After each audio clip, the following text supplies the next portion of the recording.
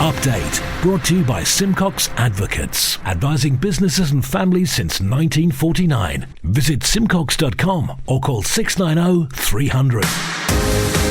Manx Radio's Update with Andy Wint.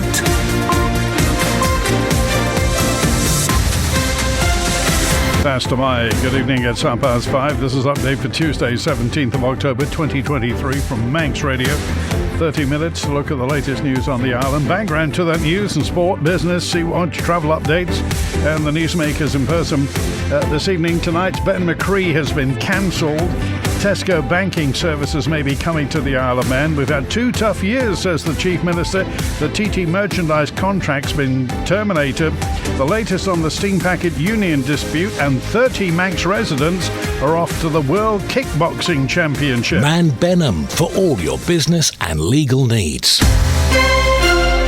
First of all, at 29 minutes ahead of 6 o'clock, the Update News headlines. Fastamai, Chanel Suku. Fastamai.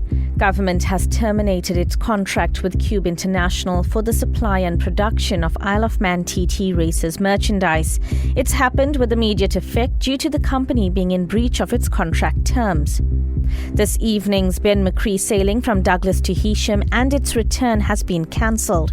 It's due to an amber weather warning that's currently in place for coastal overtopping from 11 p.m. tonight until 4 p.m. tomorrow. There's still uncertainty over tomorrow's Manxman sailing from Douglas to Heysham. A decision on that will be made tomorrow morning.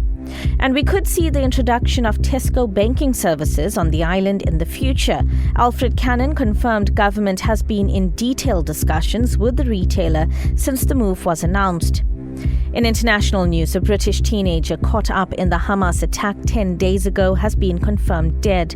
The 13-year-old's mother was also killed, while her father and older sister are still missing. Meanwhile, the World Health Organization says it has aid ready to send into Gaza from Egypt, and it is urging authorities to open the border. The organization estimates 11,000 people have been injured in airstrikes on Gaza. Former Tory Minister Peter Bone has been kicked out of the Parliamentary Party after a report found he committed acts of bullying and sexual misconduct 10 years ago. He denies the claims but will now have to sit as an independent MP. And council tax in Scotland will be frozen next year. The First Minister, Hamza Yousaf, made the announcement at the SNP's annual conference. Those were your headlines. News at 6. Man Benham. Contact us by phone, video call, email or face-to-face. We're happy to connect with you. Manx Radio Weather with Manx Glass and Glazing. Thank you, Chanel, from the Ronalds Way Met Office. There is a gale warning in operation for the North Irish Sea. State of sea is moderate, becoming rough tonight. And the weather, strong east-southeasterly with intermittent rain, turning gale force overnight. Minimum temperatures 11 degrees in the wind and the rain. And for Wednesday, Jacrain, cloudy with occasional showers on a strong to gale force east-southeasterly tomorrow. We're up to 15 degrees, but it won't feel much like that. After dark tomorrow, more persistent rain on a decreasing east-northeasterly down to 12. And for Jardine, Thursday, some rain at first, drying up to cloud and a moderate southwest wind, backing east or southeasterly. Highest temperature 16 Celsius. Sunsets at 17 minutes past 6, low water 2 minutes past 8, high tide is 7 minutes to 2 a.m, sunrise at 9 minutes before 8, and the low water tomorrow morning at 9 minutes past 8. But you heard there is an amber weather warning for coastal overtopping around that overnight high water. At risk the whole length of Douglas Promenade, Laxey Promenade and Ramsey Prom. Manx Glass and Glazing are able to offer an emergency out-of-hours boarding up service. Call 491918.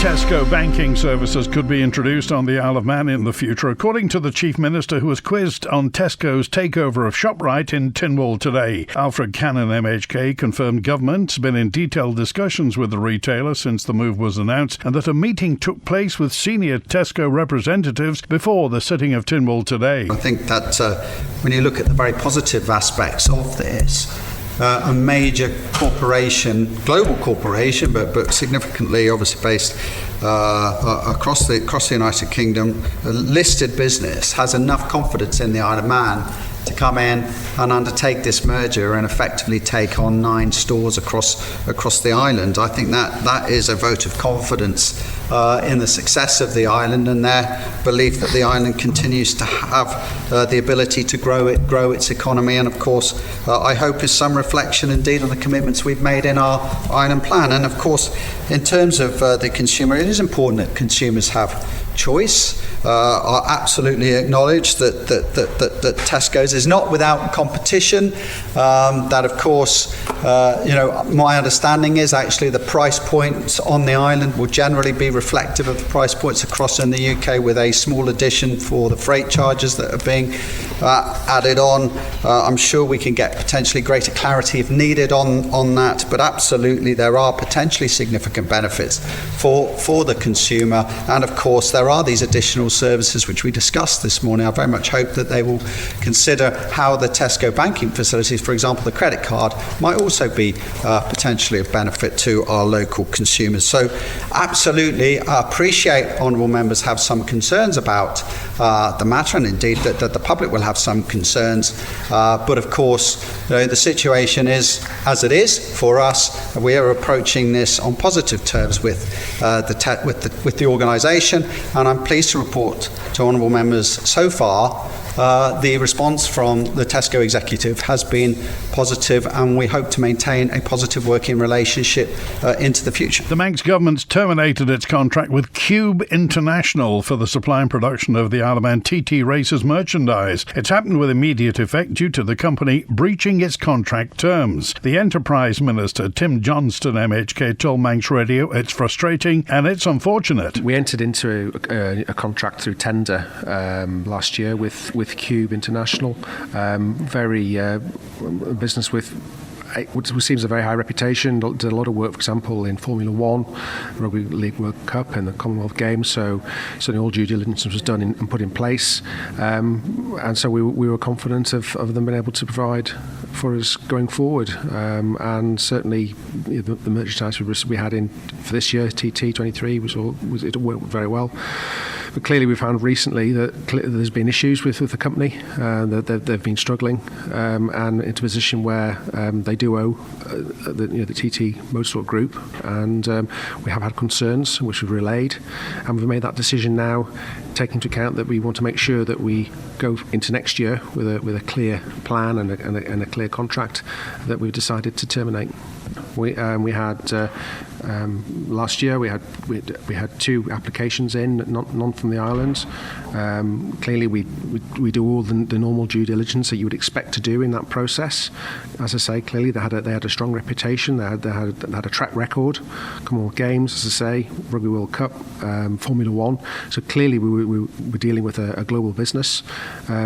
Clearly they've had major challenges, and that has led to the situation we're in now. So I think government did everything properly. It followed proper procedure. So it's really frustrating and unfortunate we are in this position today. This is the most listened to Isle of Man news source, and Manx Radio's Update is the Isle of Man's most downloaded news podcast. Fasterminds, 21 minutes before 6, live from Douglas in the Isle of Man, and the Manxman just battling her way on the outskirts of Douglas Bay onto the link span in the next 15 minutes or so. After 2 years of his administration, the Chief Minister, Alfred Cannon, has told Tynwald members what he feels has been achieved during the summer recess and the way he wants his administration to react to the challenges that lie ahead after what he's called 2 tough years. Here's John Moss. In his midterm speech, Alfred Cannon returned to a word that he used repeatedly when he campaigned in 2021 for the role of Chief Minister: delivery.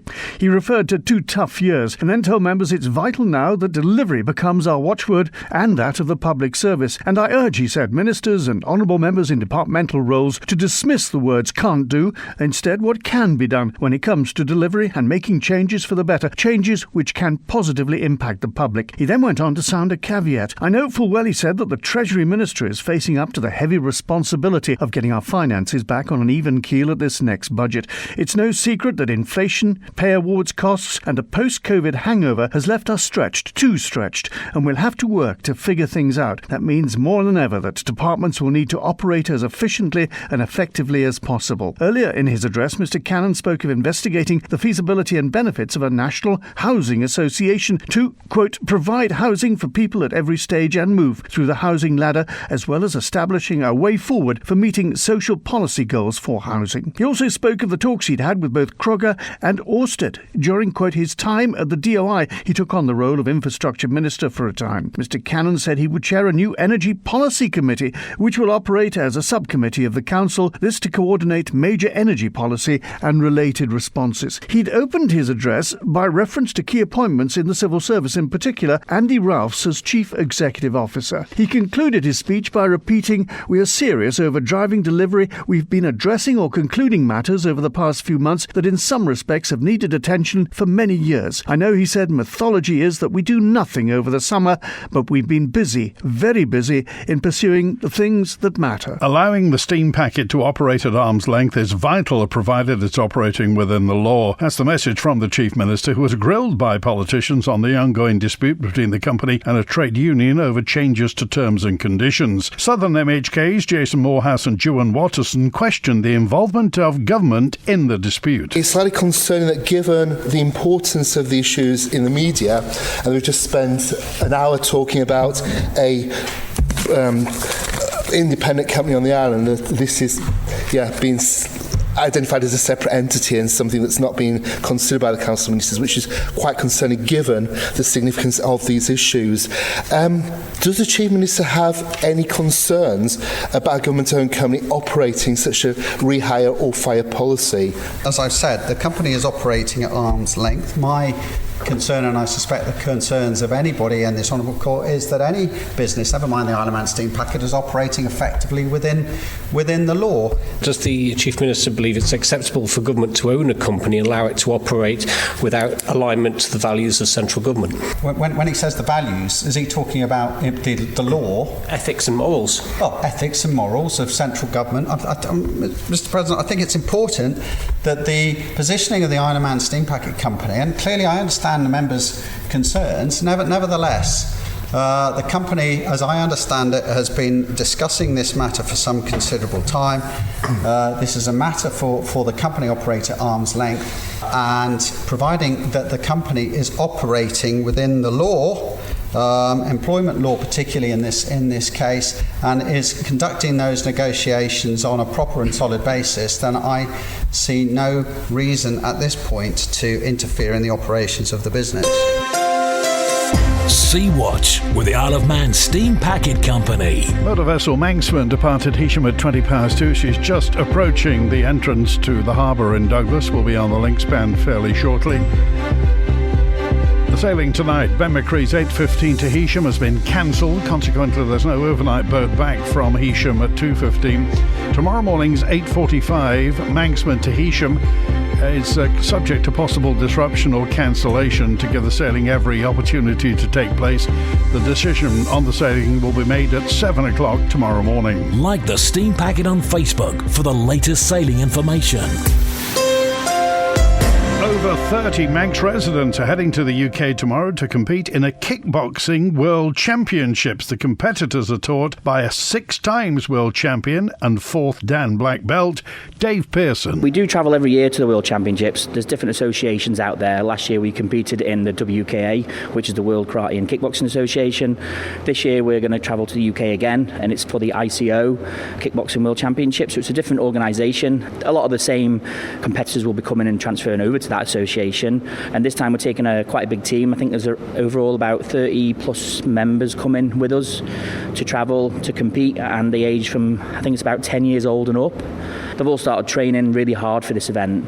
I think it was a struggle and a wake-up call at the start for some of them because they've never ever competed before, but I wouldn't put them in on the international stage if I didn't think they were capable of doing that. I do believe that they will come away with first, second or third place, hopefully the first title. When I take teams away, I always say to them, it's not, even though we would love to win, a lot of it is about confidence, so it's about stepping on the mat. If you can step on the mat, you've already earned that title for me as a coach, because it's difficult to stand on an international stage in front of hundreds or thousands of people and competing for your nation. And we're quite lucky where the Isle of Man is recognised across the world in different organisations for kickboxing, where we've had that opportunity to compete, to win. So even if they don't win, which I'm hoping they do, I think the overall experience of going to a World Championships, fighting people from across the world, is going to be an extremely good experience for them as a competitor. Manx Radio Business Briefing. It's 5:45. Mike Ashley's Frasers Group said today it's agreed to buy the German sports retailer Sportcheck from Signa Retail Department Store Holding for an undisclosed sum. The company, which owns House of Fraser, Sports Direct and Flannels, amongst others, said the deal would enable it to grow its presence in Germany, one of the biggest sports markets in Europe and a key focus area for the sports segment. And for a full daily market report, go to ramseycrookall.com. Apple chief exec Tim Cook's made a surprise visit to China. He was in an upbeat mood when he met gamers in the city of Chengdu, but analysts suggest Apple faces flagging iPhone demand in China. It's his second trip to China this year. In March, he said Apple had a symbiotic relationship with China as a key manufacturing base. Tim Cook went to Apple's Taiku Li store to meet young players of Tencent's Honor of Kings online battle game, which started in Chengdu but is now a global phenomenon on the App Store. He wants Chinese developers to repeat this success with software for Apple's new Vision Pro augmented reality headset, which will use a Chinese manufacturer. Tim Cook's been CEO since 2011 and is regarded as the architect of Apple's embrace of Chinese manufacturing, although it's had its ups and downs as COVID restrictions hit production in China and geopolitical tensions with the United States have added to the supply chain concern. 2023 marks Apple's third decade in China, but recently Apple's looked to increase production in India. The Stock Market Report, brought to you by Ramsey Crookall. UK and European markets closed slightly higher. The US dollar swayed as traders took stock of developments in the Middle East, and oil steadied ahead of a trip by US President Biden to the Middle East. And the numbers now from Ramsey Crookall. At the close in London, the FTSE 100 up almost 0.6% at 7,675. The DAX in Frankfurt is up 0.33% at 15,237. A short time ago, New York City, the Dow Jones Industrials up a percentage point, 34,005. The Nasdaq Tech Stocks Index up just over 1% at 13,550. And in Chicago, the S&P 500 up a percentage point, 4,371. In the exchange markets, the British pound sterling is trading at $1 21.9 cents, €1 15.6 cents, and 22 South African rand 89.6 cents. In commodities, gold's down 0.5% at $1,921 per troy ounce, and a barrel of Brent crude down 1.25% at $89.78. You've got an investment plan? Yeah, Mike set it up. But don't you need loads of money to do that? Not this one. It's called Shearwater from Ramsey Crookall, and you pay in monthly as little as £100. So it's like saving regularly, really helping us invest in the future for a house, or the kids' education. £100 a month? I could easily do that. You should. The sooner you start, the better. Invest in your future with as little as £100 a month. Shearwater from Ramsey Crookall, the island's investment specialist for 75 years. Call 717171 or visit ramseycrookall.com.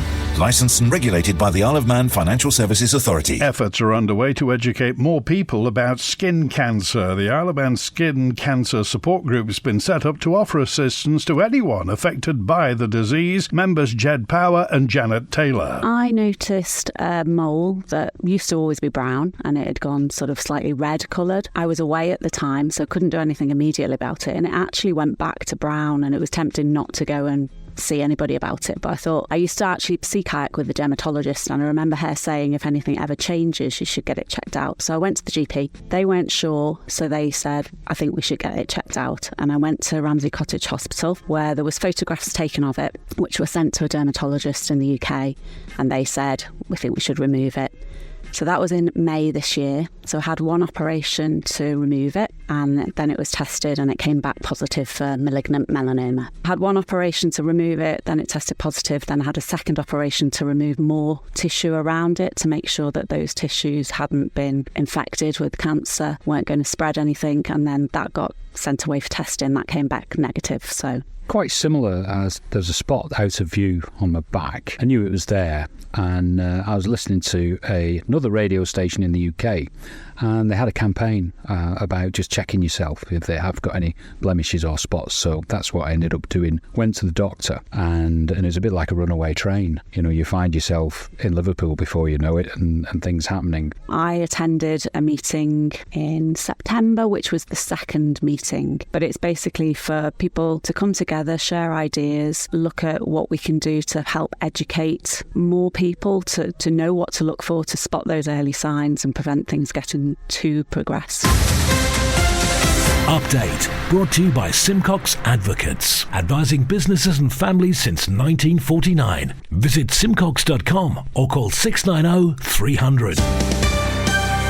Manx Radio Sport. Faster My, Dave Moore. Faster My. Caitlin Adshead completed the Scott trial in Yorkshire. Unfortunately, she was unable to do so in the time required. The Manx teenager was a few minutes just outside the allotted schedule. She was one of a handful of Manx competitors who took part in one of the toughest off-road challenges. Peel continued their 100% record in the Canada Life Women's League with a 4-0 win over Onken. That's 5 victories out of 5 for the Westerners, but Corinthians kept up the pressure at the top of the table with a 6-0 win over Malou. In the other fixture, Douglas Royal won 7-1 away at Castletown. In the Men's Masters League, Colby are third in the table following their 7-2 win over Governors Athletic. Peel are fourth, courtesy of a 4-1 victory over Ayr United. Route 1 Connections remain top of Netball's Santander International Premier Division despite losing 38-29 to Simcox Red Eagles. Ballasalla Blizzards are up to second in the table with a 50-24 triumph over Thompson. In the Championship, Misfits beat Investec Zebras 38-28 to make it 4 wins out of 4 for them. Simcox Gold Eagles have a similar record in Division 1 following their 48-30 win over Castletown Jets. And in Division 2, league leaders Simcox Silver Eagles saw off Ramsey Jets 48-2, but Thompson 3 kept up their unbeaten record with a 35-11 win over Ramsey Scarlets. Manx Radio Travel, driven by Quayside Tyres and Service Centre. Inbound at Rollsway, the 5 o'clock EasyJet from Liverpool came in 40 minutes late. Next, it's the 10-8 Loganair from London City on time. 5-8 Loganair from Liverpool, returning patient transfer on time. And the 8:15 EasyJet inbound from Gatwick, currently showing on time. Outbound, the 5 o'clock EasyJet back to Liverpool is delayed until 6:15. 6 o'clock Loganair to Liverpool is on time, and then it's the 9:15 EasyJet back out to Gatwick, currently showing on time. Just outside Douglas, Newcastle Town Road's closed between Spring Valley Roundabout, the bottom of Richmond Hill for resurfacing. That's going on till the end of this month. Of course, the junction at the bottom of Richmond Hill's reopened. Hillside Avenue is closed between its junction with Circular Road for adjacent office window replacement. Temporary lights on Glen Crutchery Road still at the roundabout with Victoria Road for resurfacing. The Millennium Bridge is closed tonight on the harbour from 8 until midnight for maintenance work. Temporary lights in Port St Mary at the junction with Queen's Road and Park Road for gas main work. Little Mill Road and Ballacottia Road, Onken, closed for ditching work. And Queen Street's closed in Castletown for resurfacing work. And temporary closures on Back Hope Street in Castletown for hedge cutting and railing repairs. Temporary lights in Groudle on King Edward Road for patching works. And also lights on the TT course at Bill Lake Bridge for drainage work in St John's. And temporary lights on Peveril Road, Peel for resurfacing. H&H Motorcycles.im for all your motorcycle requirements. Southgate Industrial Estate, opposite Quayside Tyres. Call 665646. Update brought to you by Simcox Advocates. Faster My, thanks for joining Manx Radio. Just a quick reminder, tonight's Ben McCree to Heysham has been cancelled because of the state of sea and the weather. 2 Garth MHKs have called on the Manx government to address the elephant in the room over insurance for people living in areas at risk of flooding. Treasury says there's been substantial investment in flood mitigation measures and mapping by government, but it remains a matter for individual companies when offering premiums. Daphne Kane and Andrew Smith 30th MHK of praise work which has taken place in Laxey after catastrophic flooding 4 years ago, but still believe more needs to be done. The question is, what is government going to do to address it? Because while it affects immediately now, 4 years on, the residents of Glen Road and all the areas of Laxey with the IM4 postcode, when the flood report that Arup prepared 4 years ago said that 4,000 properties on the Isle of Man are at risk of flooding, this is going to be a wider problem than just Laxey. So some thought needs to be given to what we do to assist people, unless, as you said, the government's going to buy up all the houses that are at risk of flooding, and that's simply not going to happen, and it also wouldn't be acceptable to people. And we've got to salute DOI and the work of the Flood Hub team. There's been fantastic work done in Laxey. People in the areas that have received those, the banks on the river being stones, and the boulders you can see at Brewery Falls and Gretschveg crossing here. There is significant, excellent work being done. There's a few more bits to continue. Laxey, I think, is very well protected now, and time will tell. But the rest of the island and the other areas, we're going to need to address the elephant in the room, which is, what about insurance for areas and properties that can't get it? I think fundamentally is the flood. I think fundamentally to all this is flood mapping, and I think to get onto the Flood Hub and the flood team and flood mapping to actually say, well, firstly, what did you base? What opinions did you base your initial mapping on? And then from there we can say, well, what have we done now to address those concerns and mitigate, and can we not review the actual flood mappings? That's it for Update Tonight, compiled from the resources of Manx Radio's news department. Thanks to newsreader Chanel Suku, producer Amy Griffiths. After the news at 6, Howard Parkin and the Manx Autumn Sky at Night. Greatest Hits with Chris Kinley at 6:30. The Folk Show with Jumpin' John Carter at 9, and Dave Moore is here after hours with The Late Show at 10. And I'm back tomorrow at 5:30 with another update. WINT